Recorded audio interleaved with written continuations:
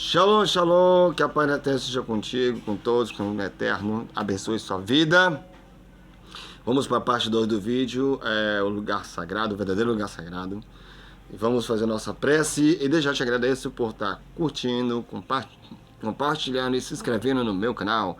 Para me ajudar, dá um joinha para nós aí, certo? E compartilhe com as pessoas para que elas possam vir para o YouTube saber que vocês estão gostando e eu poder gravar mais vídeo e mandar para vocês. Se vocês não fizerem isso, não vão saber e nem o YouTube vai me aceitar e vai pagar tudinho, aí vai ser trabalho perdido, né? Mas então me ajude pela honra do nosso grande Kadosh Baruch Hu. Então vamos fazer nossas preces como a gente costuma fazer. Shema Israel, Shema Eloheinu, Shema Ead. Waita et Shema Eloak Avkal, Lebabak Avkal, Nashan Avkal, Meodag, Wayo Adebarim, Aele Esha Anuki, Ansabak Ayom, Alebabak, Ushanen Tima Lebanek, Udaberta Bima, Avshivdag Babetek, Avliktag Baderek, Bashkaba Kyokiomak, Ukashantimalu, Taliedeg, Wayotata Benenek, Ukatatema Mazuzot, Betek Wavsharek. Ouve Israel, o Eterno é nosso Elohim, o Eterno é único. Amarás o Eterno de todo o seu coração, de toda a sua alma, de todas as forças. E estarão essas palavras que hoje ordeno em seu coração. Ensinarás seus filhos diretamente, andando pelo caminho, ao deitar-te e levantar-te, e serão como um sinal na sua mão, e como memorial sobre sua testa, e como mezuzá nas portas e no braço do portão de sua casa. Que o Eterno te abençoe e que espero que você curta esse vídeo de hoje. Então vamos lá para a parte 2 desse vídeo. Então, vamos começar com os dois reinos. Os dois reinos lutaram por 2 séculos antes do surgimento da conquista do rei da Síria, né? De acordo com os histórios bíblicos editados mais tarde por Judá, em Judá, com a maioria como pode falar, das planícies, né, das opiniões, da maioria das opiniões escolar, os samaritanos desceram, né? Descenderam de povos deportados pelos assírios, é o que as pessoas pensam, né? Que eles acham que nós somos descendentes de povos da Síria, aquela coisa toda, de outras partes do império, diz que nós somos um povo misto, entendeu? Eles acham que nós somos um povo misto, mas essa não é a verdade, né? Uma dessas pessoas, de acordo com o livro sagrado, era um Cutiã, os Cutiã, que foram trazidos de onde? De Cuta, né? Eventualmente, os Cutiã tornou-se o apelido derrogatório dos judeus para os samaritanos. Então, eles chamavam o povo de Cutiã, né? Era um povo denominado ali, né? Mais tarde, esses novos habitantes, chamados de leão, os prosélitos, você pode encontrar lá em 2 Reis 17, com eles adotaram uma forma de religião israelita como uma resposta a uma praga de leões enviada pelo Criador para puni-los por ignorar o Eterno da terra. Os recursos judeus, em uma atitude polêmica, não distinguem entre esses novos habitantes. Ele não tem, sabe de quem era quem e o que era quem, né, o povo. E os moradores originais de Samaria, que sobreviveram ao exílio, de acordo com eles, e talvez intencionalmente dominaram todo o povo de Samaria como samaritano. Isso é o que eles falam. Que a gente era misturado, que a gente sobreviveu ao exílio, da Babilônia, da Síria, essas coisas. Esse é o pensamento dele. Mas as interpretações de Sargão, vamos ver o que Sargão tem para dizer. Aqui diz o seguinte: o rei assírio, que conquistou Samaria em 721 a 722, foi Sargão o segundo, né? Lá em 721 a 705, antes da conjunção. Por quê? Numa das inscrições de Sargão, ele testifica o seguinte, eu tenho comigo com ela aqui, eu vou ler para você. Desde o meu primeiro ano até os 15 da minha realeza, assediei e conquistei Samaria. Eu levei como saque 27.290. Lembre-se esse número, está dizendo 27.290. Pessoas que moravam lá. Eu coloquei 50 carros deles. Eu ensinei aos restos dos deportados suas habilidades. Eu coloquei o meu eunuco sobre eles. E eu lhes impus o meu tributo, que o rei anterior, Shamanazi V, que ele diz o seguinte, em outras inscrições de prisões de Nimrod, na página 295 e 296, isso aqui é um livro, né? Ele diz o seguinte, que os samaritanos que tinham concordado com o rei Oshio, ele diz que eu lutei com eles e derrotei-os decisivamente. 27.280 pessoas que viveram lá. levaram como estragos 50 carros para a minha força real. O resto deles eu me estabeleci no meio da Síria. O Tamudi, o Ibadide e Marismani, o Raibá, que vive na Arábia, distante no deserto, que não conhecia superintendente nem comandante, que nunca trouxe tributo a qualquer rei, com a ajuda de Achu, meu rei, eu os derrotei. É o que ele está dizendo aqui. Eu os derrotei, eu deportei o resto deles. Eu estabeleci em Samarina, de acordo, agora só que tem problema, de acordo com as duas inscrições de Sargão, apenas 27.290 ou 27.280 das pessoas que viviam em Samaria foram o quê? Foram exilados pelos assírios, de acordo com Sargão. Enquanto que, de acordo com a Bíblia, apenas os proprietários de terra em Samaria totalizavam cerca de 60 mil pessoas. De que conta essa história? Baseado em quê? Lá em 2 Reis 49, aliás, 2 Reis 42, no versículo 15, 19 e 20. Cerca de 1.000 de talentos de prata, que equivale a 1 milhão de shekels, né? Shekels, que é a moeda que vale em Israel, shekels, shekalim, dividido em 50 shekels, por quê? Por pessoa. Pagava tudo isso por pessoa. Isso indica que a maioria da população em Samaria sobreviveu ao exílio. E a necessidade influenciou a religião do novo restante nos séculos seguintes, é o que conta a história na versão deles, né? Os reis do império assírio continuaram trazendo uma população estrangeira, né, de outras áreas do império e para a área de Samaria. Assim, Uzi recebeu uma revelação divina em sonho para o quê? Para reunir o tabernáculo e seus utensílios, a roupa sacerdotal e a arca da aliança, o que mais? O conteúdo, tudo que estava lá dentro, para guardar dentro da montanha, para esconder em uma caverna oculta abaixo do monte Gerizim, né? Para que não fosse mais profanado, e esses ficariam ocultos até o tempo do fim, até o tempo que revelou, né? Que viria o profeta para revelar onde estava escondido, né? Um profeta semelhante a Moshe. Então, o Uzi recebeu uma visão em sonho, o Eterno falou em sonho. Então, o Eterno fala com a gente em sonho, fala em sonho. Eu acredito, é o que está dizendo aqui. O samaritano afirma que sim, então o Eterno fala assim, através de sonhos. Então acredite, se o Eterno está te avisando alguma coisa sobre sonho, se você pedir para ele te mostrar, ele vai te mostrar. Acredite. Se você dizer, mas não faz sentido, faz.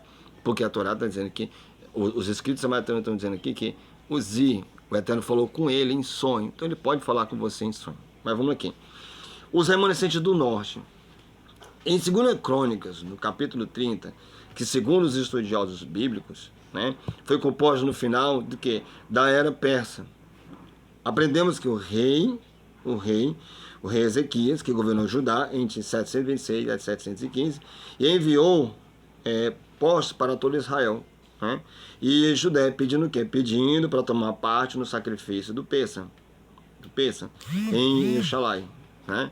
O que aconteceu? Ele enviou, o rei Ezequias enviou a todo Israel e Judá cartas convidando as pessoas a participar dessa Páscoa.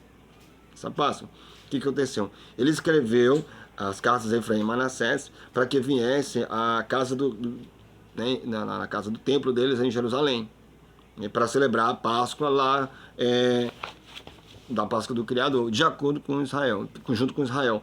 Olha aqui conta essa história, lá em 2 Crônicas, capítulo 30, verso 1, que diz, vou ler aqui para vocês, e os pórtigos foram com as cartas do rei e de seus príncipes, por todo Israel e Judá, e segundo o mandamento do rei, dizendo, vós, filhos de Israel, voltai para o Criador de Abraão, Isaque, Israel, para que regresse ao remanescente que escapou de ti, da mão dos reis da Síria. Ou seja, ele está dizendo que o povo do Reino do Norte não estava com o Eterno.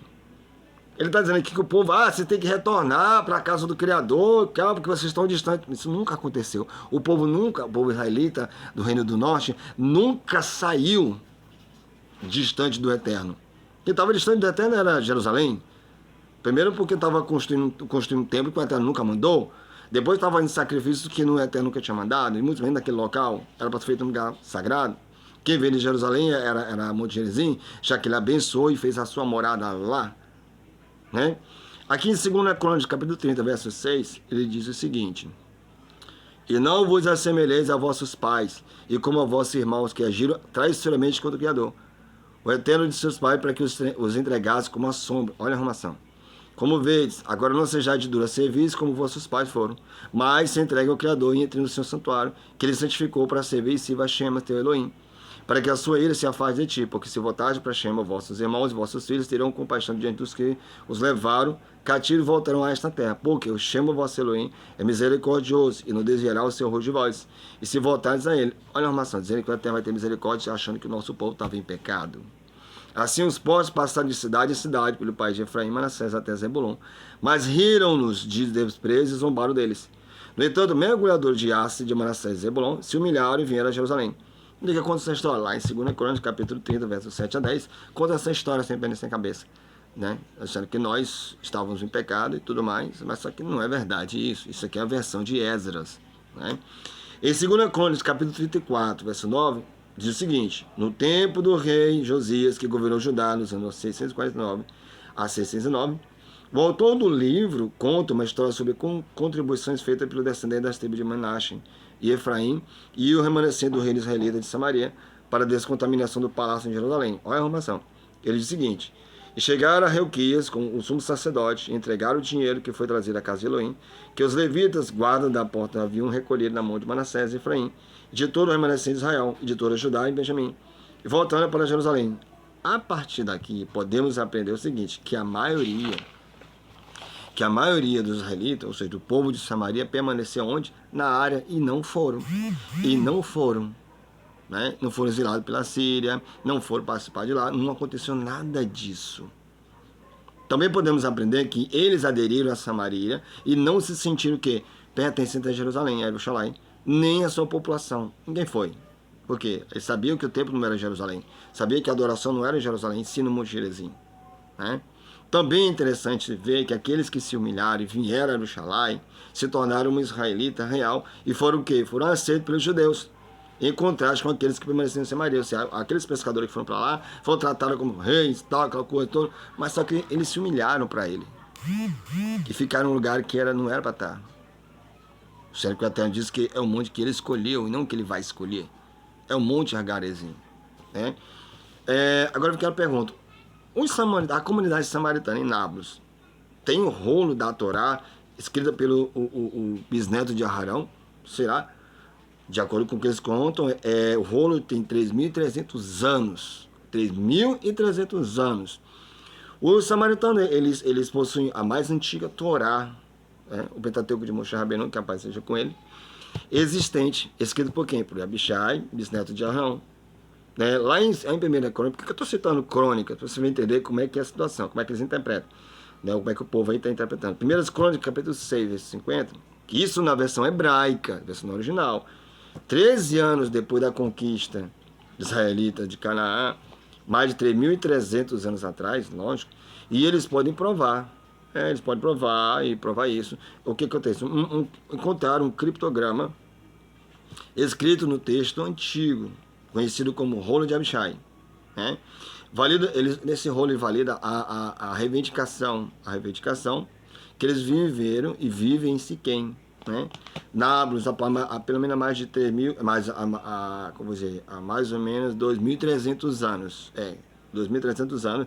E de acordo com os últimos séculos, de acordo com os últimos séculos, se separaram dos judeus em algum momento da história, entre duas fases complexas da história. A primeira fase, ou seja, foi uma separação política no período de Esdras, um período em que cada reino tomou seu conta e começou a ouvir a outros patamares. Em vez de ouvir a casa sacerdotal, começaram a se dividir. Um ouvir Esdras, outro ouvir o sumo sacerdote.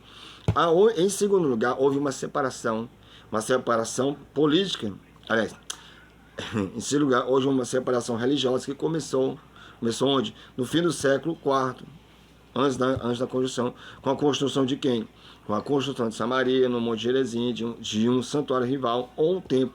O local ele foi recentemente verificado por arqueólogos, e culminou no terceiro século, no tempo da construção, quando o rei lendário samaritano Babacabá, tinha lei oral samaritana. Ele tinha lei oral samaritana, ensinada e codificada, e aparentemente, como diz aqui, canonizada a versão samaritana da Torá.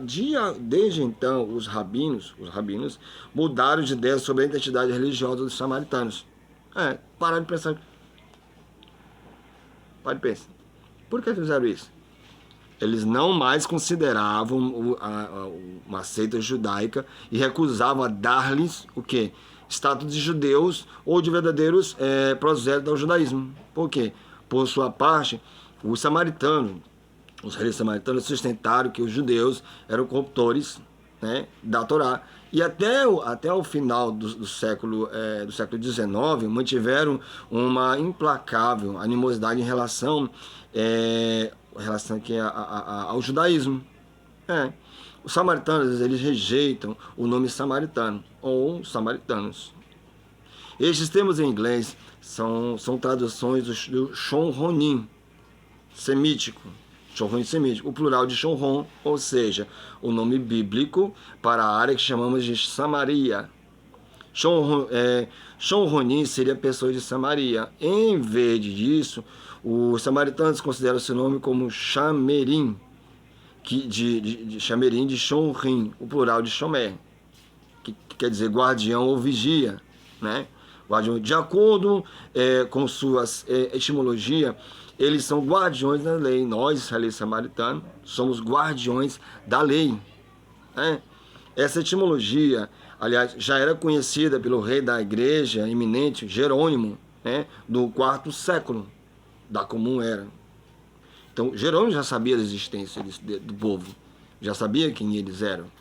Está entendendo? O Pentateuco samaritano, os samaritanos, eles consideram apenas os 5 primeiros livros. Nós consideramos apenas os 5 primeiros livros, por quê? Porque para nós só serve somente 5 livros, não precisa de outro livro, é somente a Torá. Livro de Moshe, né? Diferente em alguns aspectos importantes do texto masorético, talvez a diferença mais significativa seja aquelas passagens no Deuteronômio, onde o texto masorético fala de o lugar que o Criador escolherá. Na versão judaica fala escolherá. Para a sua montanha sagrada, ele referindo-se aqui a Jerusalém. Que os judeus botam, vai escolherá. Eles referem a Jerusalém. Só que, nas passagens paralelas do Pentateuco samaritano, o texto diz, eu tenho um texto aqui, o lugar que chama vosso Elohim escolheu. Os judeus escolherá, como se fosse Jerusalém, mas o Eterno escolheu. Você lembra que ele abençoou o monte Gerezim e amaldiçoou o monte Ebaú? Como é que ele vai escolherá se ele já escolheu o monte da bênção, né? Referindo-se à montanha sagrada. O monte Gerezim, onde as bênçãos foi pronunciada em Josué, capítulo 8, verso 33 e 34, sobre a entrada dos israelitas na terra prometida. Para quê?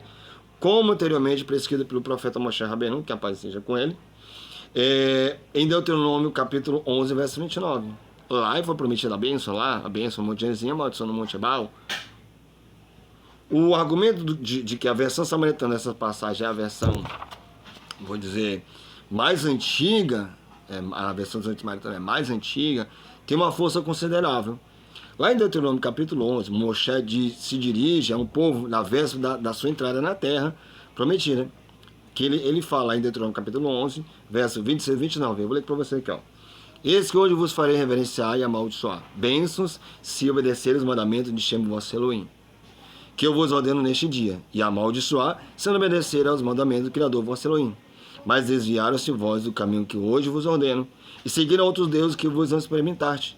Quando chama teu Elohim, te introduzir na terra que estás para invadir e ocupar, pronunciarás a bênção no monte Gerezim e a maldição no monte Ebaú. Ou no monte Ebal. Está aqui em Devarim 11, 26 e 29.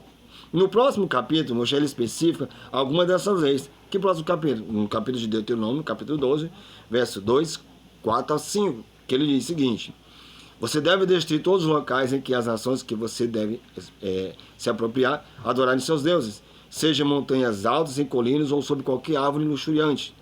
Não adore ao chamar vosso Elohim da mesma maneira, mas olhem somente para o lugar que chama vosso Elohim, escolherá entre todas as vossas tribos como sua habitação, para estabelecer seu nome ali.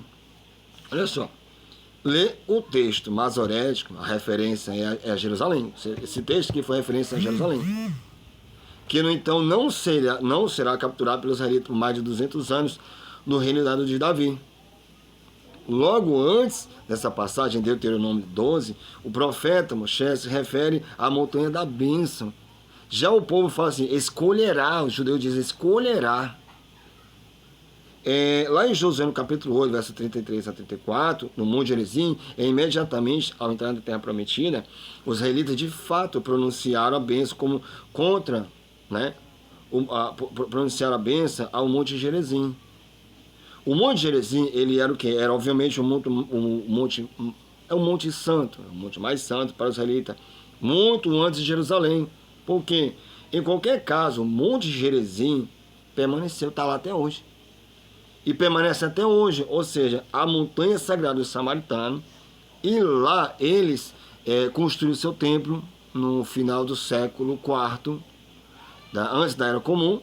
O templo foi destruído pelo rei judeu João Mercano no ano 128, antes da conjunção, quando ele estava fortalecendo seu domínio sobre Samaria. Ele construiu lá uma igreja bizantina.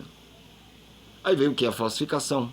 As crônicas samaritanas implicam que Hircano, ele se arrependeu de sua animosidade e restaurou alguns de seus privilégios religiosos. Ou seja, os samaritanos podem ter reconstruído um altar no local de seu templo destruído. Em todo caso, eles continuaram a adorar lá até o dia de Adriano. Isso lá no século II, na Era Comum. Depois que houve aquela batalha, teve um período que não estavam fazendo mais o sacrifício, não estavam fazendo mais circuncisão por causa da guerra, né? Adriano parece ter, como você, nivelado seus terrenos, né? E então ter construído sobre ele, não deixando vestígios claros da sua existência, logo que ele não deixou nada da ele. Como observado assim, os samaritanos se consideram os verdadeiros guardiões da lei. Porque são os verdadeiros guardiões da lei. Eles afirmam, nós também afirmamos, que o texto masorético, né, masorético judaico, é uma falsificação e que os escribas judeus, que os escribas judeus, né, eles deliberadamente alteraram muitas leituras para dar propriedade a Jerusalém. Eles alteraram muitas dessas leituras para dar o que? Propriedade a Jerusalém, sobre o que é a montanha sagrada. Eles colocaram como vou dizer, que escolherá, e tiraram a palavra escolheu, né? Eles tiraram a questão da montanha sagrada samaritana e o local de seu antigo templo no Monte Gerizim, né? O Monte Gerizim, além disso, de acordo com os samaritanos, o Monte Gerizim, ele foi nomeado no 10º mandamento, no 10º mandamento, na versão samaritana, verdadeiro mandamento, isto é, no grande apêndice de várias partes do mandamento, né? Várias partes do mandamento, do Pentateuco, que os samaritanos eles atribuíram aos mandamentos. No Decálogo de Êxodo capítulo 20, do 2 ao 17, e em Deuteronômio 5, do 6 ao 21, são seguidas em seu Pentateuco pelos seguintes versículos, indicando o local tanto do altar sagrado a ser construído, quanto os israelitas entraram na terra. Quando chama seu Elohim, diz o seguinte: quando chama seu Elohim, te trouxer a terra dos cananeus, que herdarás, esse que é o 10º mandamento, levantará um altar de pedras e os aplainará e escreverá sobre essas pedras todas as palavras, né, da Torá que eu te mando este dia. Você deve erguê-la, isso aqui é o 10º mandamento, na versão samaritana, na versão original. Gerizim, edificar ali um altar, chama o vosso Elohim. Será um altar de pedra, sobre o qual o ferro não tenha sido levantado. De pedra não cortada edificará o altar de Shema, teu Elohim. E oferecerá holocausto ao Shema, teu Elohim. Matarás ofertas inteiras, comerás e regozijarás diante de Shema, teu Elohim.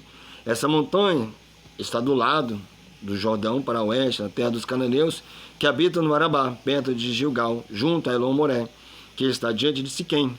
Para provar seu ponto, o que o samaritano faz? O samaritano relembra aos céticos que eles têm na sua posse o mais antigo rolo da Torá do mundo, aquele em que se baseiam todas as cópias posteriores do Pentateuco samaritano. Ou seja, os que os nossos irmãos judeus têm, a cópia da Torá, só que eles têm falsificado, eles têm adulterado, eles têm tirado o sentido. Se você for comparar a Torá judaica com a Torá samaritana, lógico que a Torá samaritana é a única, original, né? Agora, o pergaminho de Abishai, o rolo de Abishai, não é apenas extraordinário, importante para a autoestima do samaritano moderno, mas é um apoio principal para a sua pretensão e de ser o verdadeiro, né, Bené Israel. Ou seja, ele mostra que os samaritanos são o verdadeiro Bené Israel, filho de Israel. As chamadas tribos perdidas, que eles tinham perdidas, que eles apareceram depois que os assírios conquistaram o Reino do Norte, em 721, antes da Era Comum, e deportou muitos de seus cidadãos, substituindo que por imigrantes de terra estrangeira. Os samaritanos sabem se eles são os verdadeiros, né, verdadeiros guardiões da Sagrada Torá. E não os judeus. Os judeus não guardam a Torá como é para guardar, porque eles têm o Talmud, tem a Cabala, tem tanta coisa, seguem festas estranhas, como já mostrei para você no vídeo 1. Né? O que acontece também? Aqui diz o seguinte, que os samaritanos sabem, sendo eles os verdadeiros guardiões da Torá, e não os judeus. Como os judeus e os samaritanos usam o pergaminho na sinagoga para as leituras durante o Shabat e os cultos festivos e um códice. Eles usam códice de leitura para fazer suas rezas Shabat. Ou seja, é um livro, os livros, ou um livro, para o estudo e uso linguístico individual. Ou seja, existe um livro para explicações, né, das leituras, das rezas. O samaritano tem as crônicas samaritanas, né, deixadas pelo profeta e por Yehoshua também, né, no templo. Os samaritanos também usam um pergaminho. Em vez de um códice durante o samaritano, no Hag Festival, a peregrinação até a montanha sagrada. Ou seja, o sumo sacerdote samaritano carrega o rolo da Torá em suas mãos. E ele exibe em pontos de parada ao longo da rota antiga. Não é surpreendente saber que o samaritano tem um número de antigos rolos da Torá. Mais ainda, um escrito por Abishai parece um pouco extremo, embora os rolos do Mar Morto, né, mas tem mais de 2000 anos de idade, sugere que não é impossível para um pergaminho antigo ter sobrevivido por milhares de anos sobre as condições adequadas. E de acordo com suas próprias crônicas, os samaritanos têm 3 rolos antigos. Cada um usado em diferentes ocasiões. Nos festivais, nas orações. Por qualquer padrão, estes seriam o quê? Seriam de interesse considerável para estudiosos. Todos os 3 pergaminhos foram mostrados ao rei Eduardo VII. Quando o príncipe de Gales visitou Nápoles em 1860, e de acordo com o criptograma encontrado em um dos rolos do sumo sacerdote samaritano Pinhas, né, ele foi escrito por volta de 1441, antes da Era Comum. Isso no tempo do sumo sacerdote. Né? No tempo do sumo sacerdote samaritano Pinhas. No caso, o sexto sacerdote. Este pergaminho é usado no dia da expiação, ou Yom HaKippurim, né? O dia do jejum, dia da expiação. E durante a festa dos tabernáculos, a festa de Sukkot, né? E muitas vezes mencionado aos visitantes como o pergaminho de Abishai. O segundo rolo, cuja data é desconhecida, não sabe ainda direito, é usado para ler as porções do Shabat. De todos os 3 artigos dos pergaminhos de propriedade samaritana. No entanto, o pergaminho de Abishai é claramente o resultado de imagem para o samaritano, serve base, fiel, né? A Abishai, sacro santo, e de acordo com o Tolidá, a genealogia sacerdotal, estou lendo um texto aqui, samaritano, o pergaminho de Abishai foi usado em um Hasaret, isto é, o sábado, durante a festa do tabernáculo, ou festa da festa de Sukkot. É mostrado também aos visitantes, mesmo aos estudiosos, apenas nas ocasiões mais raras, eles chegam para mostrar para os estudiosos, para os visitantes, isso é raro isso acontecer. Né? Desde a existência do pergaminho, Abishai tornou-se o quê? tornou-se conhecido por estudiosos ocidentais, né? Tem sido um objeto de quê? De curiosidade para os viajantes. As pessoas vão do mundo todo para ver esses pergaminhos do samaritano, vão estudar lá com o samaritano, líderes religiosos, né? O primeiro viajante, a primeira pessoa que veio conhecer por ter sido o bispo, né? O bispo de Amarga, Robert Huntington, que viu em 1890, ele foi visto novamente em 1861.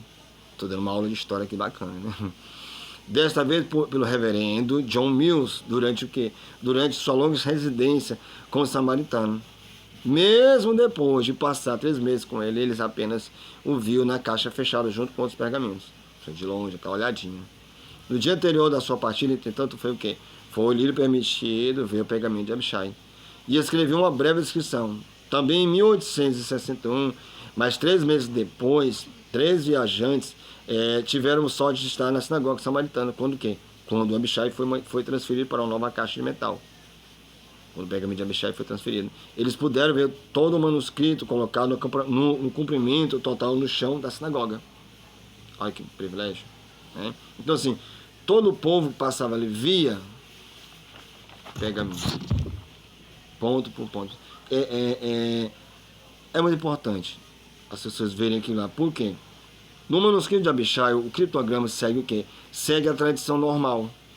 Assim, as 2 primeiras palavras do criptograma, que devem ser lidas verticalmente, de cima para baixo, são escolhidas das palavras de Ará. Ou seja, ainda o Deuteronômio 6:10, Deuteronômio 6:11, 13, 19, 21, 18 e o 20. Que caem sobre o quê? Sobre outro no centro da coluna escrita. As 2 primeiras palavras leem Iba e Na, Ani Abishai. Eu sou Abishai. O final de cada palavra, no final de cada palavra do criptograma, é marcado com um traço horizontal. Culto, mostrando aqui, após a palavra Ni, ou seja, eu. E Abishai, algumas das palavras do Tasquil, no rolo do Abishai, são assunto de disputa. Então tem uma disputa ali, tem uma conversa e tudo mais. Entendeu? Então essa é a parte que eu estou mostrando da existência. O que aconteceu? À primeira vista, se aceitarmos o fato de que um criptograma como esse não pode ser falsificado, este rolo tem aproximadamente 3.300 anos de idade, tornando-se o rolo da Torá mais antigo do mundo. Não tem como dizer que ele é falso. A verdade é que o pergaminho de Abishai é de fato antigo e deve ser classificado como um dos mais antigos pergaminhos da Torá do mundo. 3.300 anos. Entendeu? Agora, o Monte Gerizim versus Jerusalém. Monte Gerizim versus Jerusalém.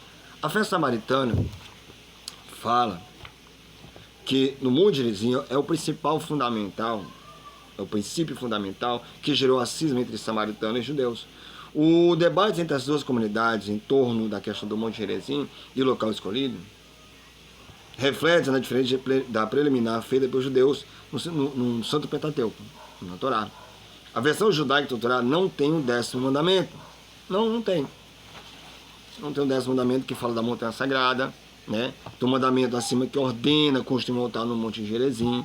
Por esse motivo, meus irmãos, os judeus mudaram a contagem dos 10 mandamentos, acrescentando uma introdução aos mandamentos das palavras Eu sou o Senhor teu Deus, lá em Êxodo 20, verso 1. Então ele diz que esse aqui é o primeiro mandamento. Não é o primeiro mandamento. O que só está dizendo, eu sou o Criador, seu Shema. Não é mandamento. Como o primeiro mandamento, eles colocam como primeiro mandamento. Em outro lugar, em Deuteronômio 27, verso 6, na versão judaica, está escrito que o altar deve ser construído construído ao Criador no Monte Ebal, na versão judaica. Como é que eu vou construir um Eterno construir um altar num monte que é amaldiçoado? Não tem lógica. Olha como foi tendencioso o que eles, os irmãos de Arudim, estão fazendo e fizeram. Ezra fez. O que acontece? Na versão judaica, eles falam que era o Monte Ebal. Enquanto que na versão samaritana, a Torá mais antiga de Israel, a Torá mais antiga do mundo, entendeu? Está escrito Monte Gerizim. Em quem você vai confiar? Na Torá que tem mais de 3.300 anos, ou nessa Torá atual da Babilônia, tirada da Babilônia, com preceitos babilônicos, doutrinas babilônicas? Pense. Este do texto também aparece em algumas outras traduções, em algumas traduções não samaritanas, tipo na Bíblia dos cristãos, né? Como, por exemplo, na versão de Vetus Latino, né? A tradução latina da Bíblia, que todo mundo tem. Em junho de 2008, James Sherwood, nossa, falei chique agora, Sherwood, um dos estudiosos dos pergaminhos do Mar Morto, né? Ele publicou um fragmento da Caverna 4 de Qumran, de Deuteronômio 27, verso 4 a 6, que ele diz o seguinte: ele apresenta o texto original, na versão natural, o Pentateuco Samaritano, que em seu verso apresenta o texto, que diz: no Monte Gerizim, onde vemos a mesma palavra, tal qual está escrito nos textos da Torá Samaritana, o que apenas confirma o texto na versão da Torá. Ou seja, as duas montanhas são mencionadas no mesmo versículo, no contexto da cerimônia que o povo de Israel realizou. Quando eles entraram na Terra Santa. Então, os dois mesmos textos. Só que o texto original fala Monte Gerizim e o texto falsificado fala Monte Ebaú. É o Monte da Maldição. O que aconteceu? Enquanto o Monte Ebal é mencionado como local a partir do qual a maldição será proclamada, o Monte Gerizim é mencionado como o Monte da Bênção, em Deuteronômio 27, do 11 e 14. Entendendo? Aí fica como? Olha só, vou ler aqui, pra você ver a coisa. E Moshe deu ordem naquele dia ao povo, dizendo: quando houveres passado Jordão, eles estarão sobre o Monte Gerizim, para abençoar o povo. Simeão, Levi, Judá, Israel e Yosef e Benjamim. E eles estarão sobre o Monte Ebaú, para amaldiçoar Reuben, Gad, Aser, Zebulon, Dan, Naftali. E os levitas testificarão a todo o povo de Israel em alta voz. Ou seja, os levitas estavam bem no mínimo e estavam testificando em alta voz sobre a questão da bênção e da maldição. Um estava na Monte da Bênção e o outro estava na Monte da Maldição. Outra diferença é uma diferença em relação à hora de escolher o lugar escolhido por Shema. Enquanto a tradição samaritana detém que o Criador escolheu para si este lugar santo durante a criação, a tradição judaica explica que essa escolha só ocorreu 440 anos após a entrada para a Terra Santa. E por esse motivo, eles mudaram do Pentateuco. Os judeus mudaram o Pentateuco. O tempo do verbo escolher no passado, como está escrito registrado na versão samaritana, e substituíram como você, de local escolhido para escolherá, colocando a mesma palavra no tempo futuro. O local que vai escolher. Os judeus alteraram isso aqui. Portanto, o termo correto para este caso sempre se refere, na verdade, ao lugar escolhido. Ao lugar escolhido. Essa mudança foi claramente feita a fim de justificar a santidade de Jerusalém, cidade que surge apenas em um período mais tarde, lá na frente, mas no tempo tardio do Pentateuco, tratando como local escolhido, ao invés do Monte Gerizim. No Estado Islâmico, na cúpula da rocha, vista através do portão, chamado Portão de Algodão, de lá, monte. Em 638, o Califórnia Ortodoxo alargou, estou lembrando um negócio para você, alargou a sua soberania, conquistando a cidade de Jerusalém, e a província romana da Palestina Prima. Neste mesmo Jerusalém foi declarado a terceira cidade mais sagrada do Islã, após o quê? Após Meca, Medina, e referindo como Al-Baital Mulkidas. É complicado não, viu? O negócio é sério. Mais tarde, ele era conhecido como Al-Qiodash Kal-Sharif. Né? Tem um texto que eu falei para você, com a conquista árabe, os judeus foram autorizados a regressar à cidade, que o Islã tinha tomado conta de tudo ali. O califa ortodoxo, Omar, de 634 a 644, ele assinou um tratado com o patriarca cristão monofisita. Monofisista. O nome é complicado, viu? Sofrônio. né? Assegurando-se que os lugares sagrados cristãos de Jerusalém e a população cristã seriam que protegidos ao abrigo dos muçulmanos. Olha a arrumação aí.